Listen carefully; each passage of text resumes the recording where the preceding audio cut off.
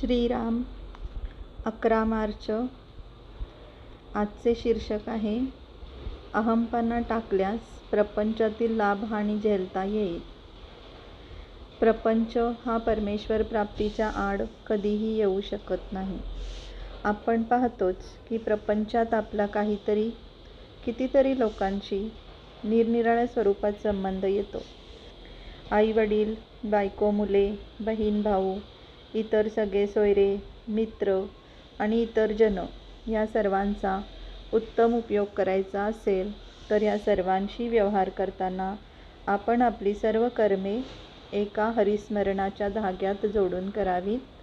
म्हणजे सर्वांशी संबंध सलोख्याचे राहून प्रपंच फारच सुखकर होईल. निदान तो तापदायक तरी खचित होणार नाही. या सर्वांशी संबंध बिघडायला आपला अभिमान, अहंपणा विशेष करून कारणीभूत होत असतो. हा अभिमान श्रीमंतालाच असतो असे नव्हे, तर गरिबालाही तो सोडत नाही.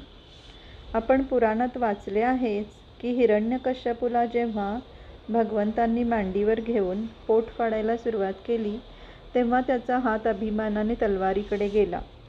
प्रत्यक्ष भगवंत समोर असूनही त्याने काही हात जोडले नाही. केवढा हा अभिमानाचा जोर!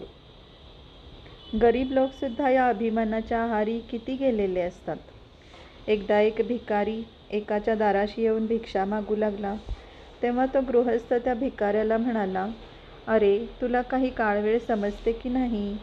त्यावर तो भिकारी म्हणाला, "जा जा, मला काही तुमचे एकट्याचेच घर नाही, गावात अशी 100 घरे आहेत." पहा, अभिमानाचे तण किती खोल गेलेले असते ते. अभिमान हा शेतात उगवणाऱ्या हरळीसारखा आहे. ही हरळी समूळ नाहीशी केल्याशिवाय चांगले पीक हाती लागत नाही. त्याप्रमाणे अभिमान संपूर्णपणे नाहीसा झाल्याशिवाय परमेश्वरी कृपेचे पीक येणे शक्य नाही. फणस चिरताना एक काळजी घ्यावी लागते. हाताला तेल लावून तो कापावा लागतो आणि त्यातले गरे काढावे लागतात. म्हणजे हाताला चिकाचा त्रास न होता गरे चटकन निघतात. त्याप्रमाणे नाम घेऊन प्रपंचात व्यवहार केला तर अभिमानाचा किंवा विषयवासनांचा चीक न लागता परमेश्वरी कृपेचे गरे हस्तगत करता येतात. हा अहंपणा, हा देहाभिमान टाकला तर प्रपंचातली लाभहानी हसत खेळत झेलता येईल. लहान मुले पावसाळ्यात कागदाच्या लहान लहान होड्या करून पाण्यात सोडतात. त्यातली होडी तरली तरी हसतात, बुडाली तरी हसतात. त्याप्रमाणे प्रपंचातली सुखदुःखे हसत खेळत झेलावीत आणि हे एका नामाने साधते. तात्पर्य: नामस्मरण म्हणजे तू आहेस, मी नाही ही स्थिती होय. जय श्रीराम.